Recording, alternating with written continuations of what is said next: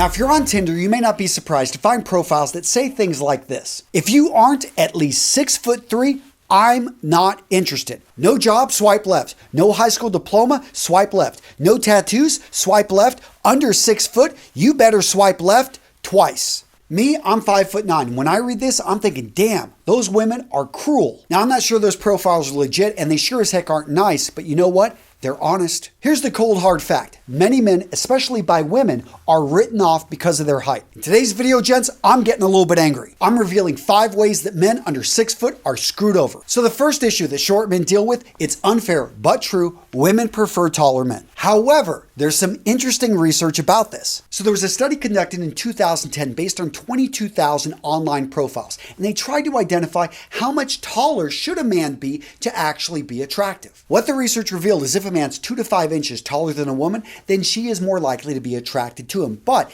if he is more than 5 inches taller than her, she's going to be even more attracted to him. However, all of this was relative to the woman's height. So if she's 5 foot, you're 5'2", she's going to find your height attractive. If she's 4'11", you're 5'5", she's going to find you very attractive. That being said, guys, there are so many other factors that go into attraction. What I find based off my research is that height is used as a disqualifier mostly for online dating. When people meet through friends, they interact at work, they meet in person, they're oftentimes able to overcome things that a person may initially have thought they wouldn't find attractive. So my advice to shorter guys in the dating pool is to be careful of systems that quantify you as a number. Instead, look to separate yourself in the pack. Meet people through friends, through clubs, through church. Go out dancing. Guys, look at the old ways of meeting people. I think for shorter men, they are a huge advantage. And if you agree, disagree, let me know down in the comments. Now let's talk about the tailor tax. You know what I'm talking about? Everything you buy off the rack has to be adjusted to fit your body. And worse than that, even when you get it adjusted, the proportions are totally off. The collars and cuffs are too large. The jackets are too long. Pockets are in the wrong place. Gents, what if I were to tell you there's a clothing company that makes stylish, classic pieces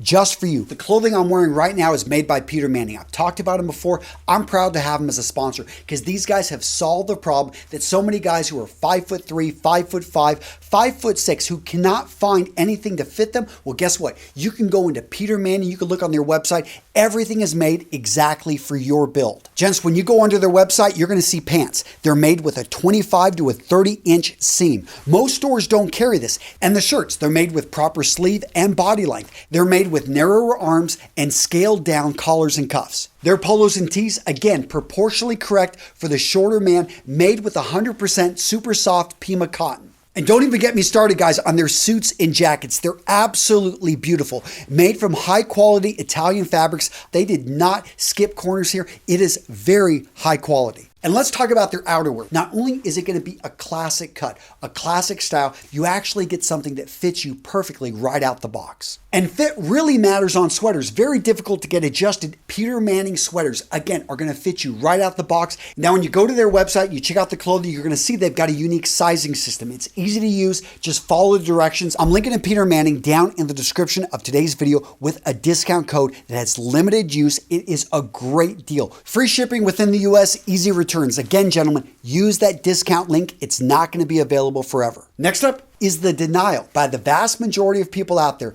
that heightism is even a thing. Seriously, if you feel you're being judged by your height and you bring it up, people automatically assume he's got a Napoleon complex. What's interesting, though, is when you look at the research, it totally debunks the whole idea of the Napoleon complex that actually doesn't exist. But what it does support is that people do judge others unfairly based on their height. In fact, in 1971, the sociologist Saul Feldman, he actually coined the word Heightism. He put out a paper titled The Presentation of Shortness in Everyday Life, Height and Heightism in American Society Toward a Sociology of Stature. But it's actually in the field of law where we've really seen heightism draw attention to itself. So in 1999, we saw the Kohler Company sued because they had a height requirement which made no sense. In 2002, we saw a bank sued because they had a height requirement that made no sense. And in 2005, Volvo was forced to get rid of a height requirement, which again made no sense, and it discriminated against shorter people. And when it comes to laws, currently only one state in the United States,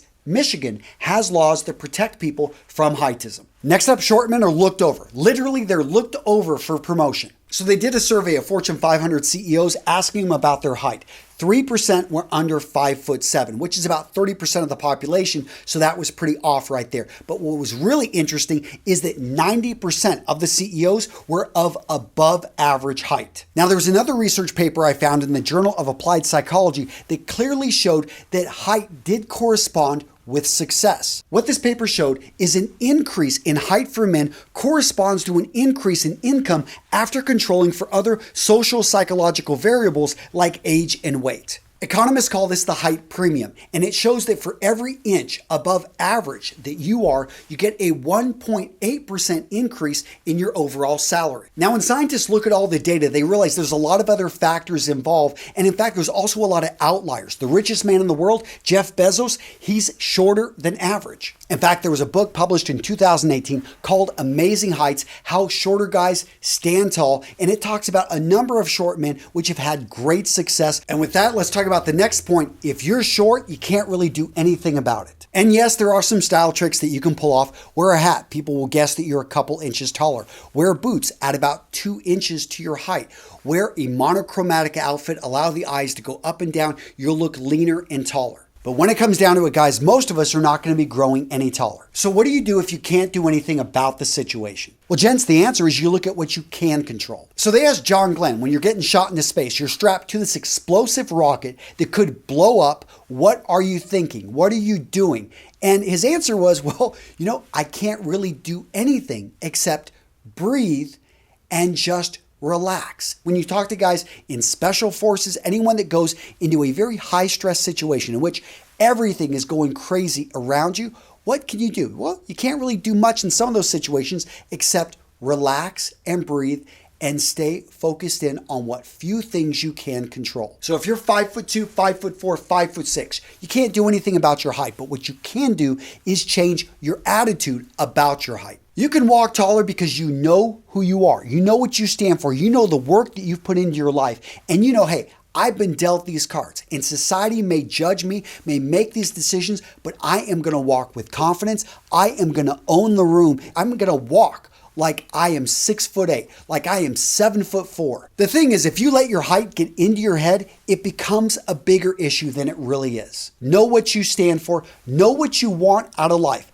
Look Heightism right in the face, take your fist, and boom, knock its teeth out. So what video to watch next? How about this one? 10 outdated style and etiquette rules that every man needs to know. Do you know them? Guys, go check out this video. I will link to it down in the description.